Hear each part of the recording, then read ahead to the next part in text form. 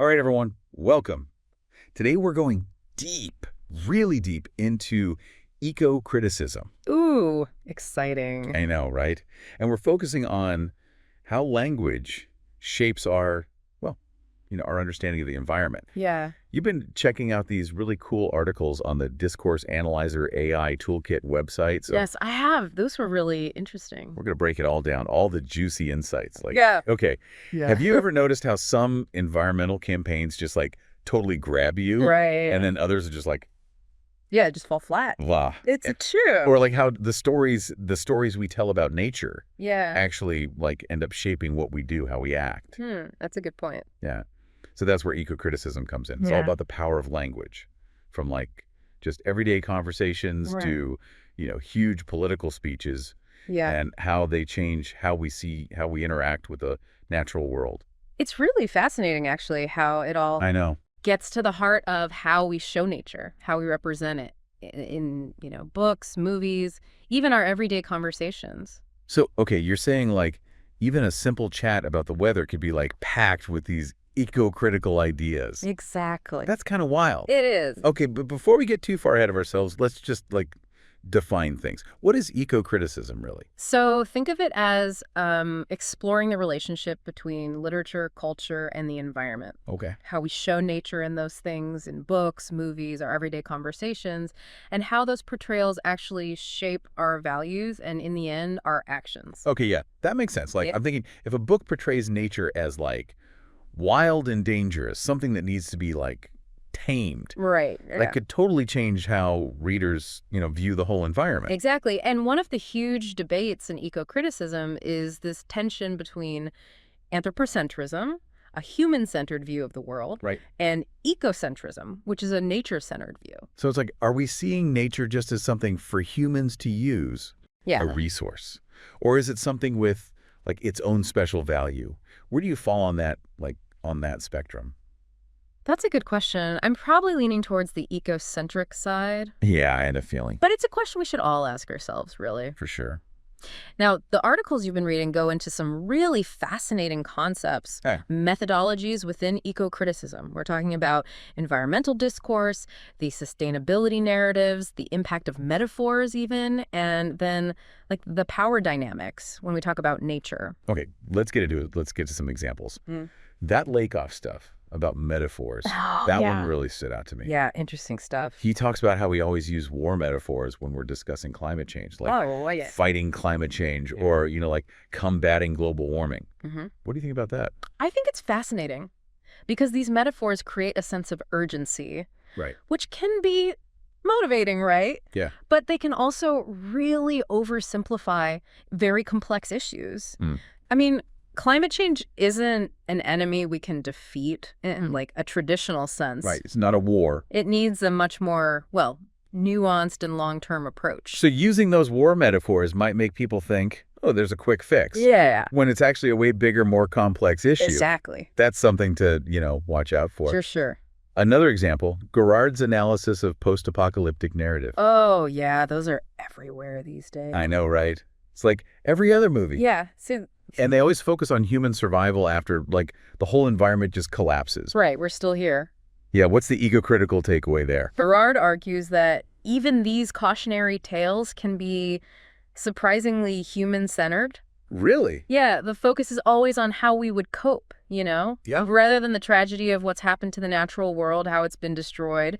It's can we even imagine a story where humans aren't the main characters? Whoa, that's a deep thought. It really makes you think, are we even able to see past our own human perspective? It's hard. The articles also talk about Ursula Hayes, and she explores narratives about, biodiversity loss. Yes. What struck me was how she talked about the tension between emotional appeals and scientific accuracy in these narratives. That's a really crucial point. You think about those images. Oh, yeah. Heartbreaking images of endangered animals or the glaciers that are melting. Right, they get you. They're powerful, but they don't always actually show the whole picture The full complexity. of biodiversity loss. Yeah, it's a balancing act, isn't it? Grabbing people's attention, but making sure it's scientifically accurate. So it's not just about telling a story, it's about telling the right story. Yeah. One that's both like attention-grabbing and accurate. Exactly. Highs also highlights how different cultures interpret and represent this biodiversity loss. Yeah, that makes it tough. Which makes talking about this stuff globally even more challenging. It does. It's like what works in one culture might not work in another at all. Yep. Exactly. Okay, this is getting really interesting. I think we need to, name some names. Yeah. No deep dive into ecocriticism would be complete without mentioning the big names. The heavy hitters. Yeah. Let's talk about some of the key thinkers in this whole field. Okay, I'm ready. Let's hear. I'm ready for some big names. All right. Okay, so let's bring in some of those, influential voices That'll do it. into the conversation. Yeah. We have to start with Cheryl Glotfelty. She's like a real pioneer in this whole field. Okay, I'm all ears. Okay. What made her work so groundbreaking? Well, she, along with Harold Fromm, she co-edited the Ecocriticism Reader, which is a collection of essays, and it really helped establish ecocriticism as a real field of study. So it's like the essential text. If you want to understand ecocriticism, you got to start there. Pretty much, yeah. It's a must-read for sure. Okay. Glotfelty also argued that we need to be more aware of the, environmental context of the literature we read. Mm-hmm. You can't just ignore how a book that was written, say, during the Industrial Revolution might show anxieties about how humans were impacting nature. So you're saying even a simple love story could be saying something about our relationship with the environment. Exactly. There's always a deeper layer. Right. Okay. Wow. There's always more to it. And her work has helped to broaden the literary canon to include more texts that focus on nature and the environment. Oh, like indigenous storytelling or nature writing. Right. These often have a totally different view on how we relate to the planet. That makes a lot of sense, yeah. Yeah. Okay, so we've got Glotfelty setting the stage. Where does Greg Gerard fit in? So Gerard is known for his deep dives into environmental narratives. Okay. He really unpacks how stories about nature, they shape our perceptions and values. Okay. He says these narratives, they're everywhere, not just in books, Right. but also film, TV, even video games. Oh, wow. Yeah, it's good. It's constant. We're always seeing those stories. Yeah, whether it's like a documentary about climate change Yeah. or a sci-fi movie about a dystopian future. Right. And those stories are shaping us even if we don't know it. That's true, yeah. Gerard wants us to really pay attention to those narratives. Okay. Analyze them, think critically, and think about how they might be changing our own beliefs and even our actions. So next time I'm watching a movie, I should be thinking, what is this story telling me about how humans and nature relate? Exactly. It adds a whole new dimension to movie night. All right. That's deep. It is. Okay, we've got Glotfelty defining the field, Gerard exploring narratives. Now, what about Ursula Hayes? Her focus on the global dimensions of environmental issues, that seems super relevant today, in our connected world. Yeah, totally. Hayes argues that we have to consider how these issues, how they're seen and addressed across different cultures, Right. taking into account all these different values, beliefs, and even historical experiences. It's a good point. What works in one culture might not work in another at all. It's true. We can't just assume that everyone views nature in the same way. No, not at all. We have to be sensitive to those differences if we really want to create meaningful change. Exactly. And she also points out that we need to think about different time scales when we talk about biodiversity. Okay. We often think, in human time scales, days, years, decades. Yeah, that's natural for us. But with the environment, we have to think bigger, centuries, millennia, even geological epochs. That's mind-blowing. We're so used to wanting things instantly. I know, it's hard. But when it comes to the environment, it's a long game. Absolutely. Okay, so we got Glotfelty, Gerard, Hayes. They're kind of laying the foundation for this whole field. They're the big names, yeah. But there are so many other voices in the conversation. What about Paul Chilton? He brought discourse analysis to the study of environmental issues. Yeah, Chilton was a master at dissecting political language. Oh, interesting. He would uncover how language is used to persuade, to even manipulate, to push certain agendas. Wow. He argued that we really need to be critical of the language used to talk about environmental issues, Okay. especially by those in power. That makes sense.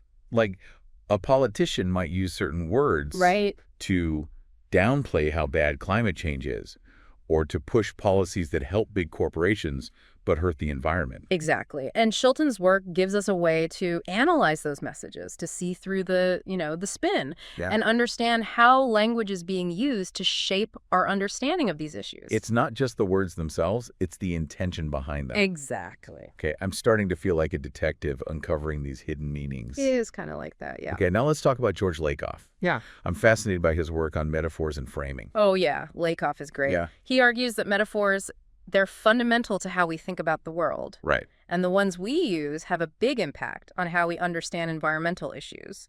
Like, if we think of the Earth as a spaceship Yes. with limited resources, we might be more aware, like, the need for sustainability. Right, right. But if we think of it as, like, an endless frontier, something to conquer, we might be more likely to exploit it. Exactly. His work shows how powerful language is, how it shapes what we see and do. He shows how choosing certain metaphors can completely change how we deal with environmental problems. So if we want to change how people think about the environment, we need to change the metaphors. It's powerful stuff. That's powerful stuff.